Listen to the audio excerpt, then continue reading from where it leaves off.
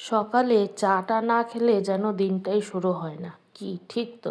তাই সকাল সকাল এখন চা তো খাবো ঠিকই, কিন্তু দেখো তার মাঝে আজ কিন্তু অনেক কাজের ঝুড়ি। এদিকে হয়ে গেছে ঘুগনি, গরম গরম ঘুগনি। আর চা খাওয়ার আগেই যেটা ভেজেছিলাম সেটা তোমাদের দেখানো হলো না, কারণ ভিডিও করাই হয়নি। আসলে আজ দাদাভাইয়ের স্কুলে রয়েছে খাদ্য মেলা, সেটার একটা ছোট্ট ভিডিও আসবে, তোমরা অবশ্যই দেখে নিও। তো খাদ্য মেলায় দাদাভাই নিয়ে যাবে আর কি স্টুডেন্টদের জন্য ঘুগনি আর হচ্ছে ফুচকা। তারপর ওইদিকে সব কিছু রেডি করে দেওয়ার পর আমরা বসেছি চা খেতে। আর চা খাওয়া মানেই তো একটু গল্প আড্ডা সব কিছুই। আর আজকে কিন্তু সত্যি কথা বলতে অনেক কাজের ঝামেলা আছে। আজ দাদাভাইয়ের স্কুলে রয়েছে খাদ্য মেলা, তার সাথে রয়েছে হিয়ার স্কুলের পিকনিক, মানে সবটা একদিনে পড়েছে। আর দেখবে সবগুলো ঝামেলা কিন্তু মাঝে মধ্যে একসাথেই পড়ে।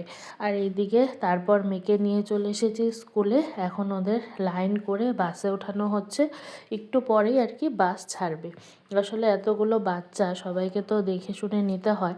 আমাদের যেমন টেনশন থাকে কখন পিকনিক শেষে বাড়িতে আসবে, সেরকম কিন্তু টিচারদেরও অনেক টেনশন, তাদের আরও বেশি টেনশন দায়িত্ব, যতক্ষণ না একটা বাচ্চা ঠিক মতন বাড়িতে পৌঁছাচ্ছে।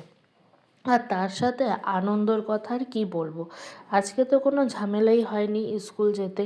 আজকে নিজের থেকেই কখন রেডি হবে কখন যাবে, খুব তাড়া আজকে, কারণ আজকে তো পিকনিক, সেই আনন্দ মানে খুবই আনন্দ।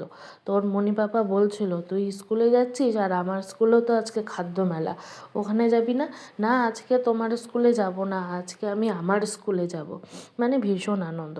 তারপর ওইদিকে দেখো সবার নাম ডেকে ডেকে এখন গাড়িতে তোলা হচ্ছে। তো ওর নামটা কিন্তু এবার প্রথমেই ছিল, সেই জন্য আগেই উঠে বসে পড়েছে।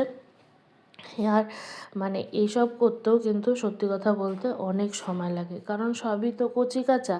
আর ওইদিকে বসে বন্ধুর সাথে গল্প করছে, আর আমি চলে এসেছিলাম বাড়িতে। টাটা।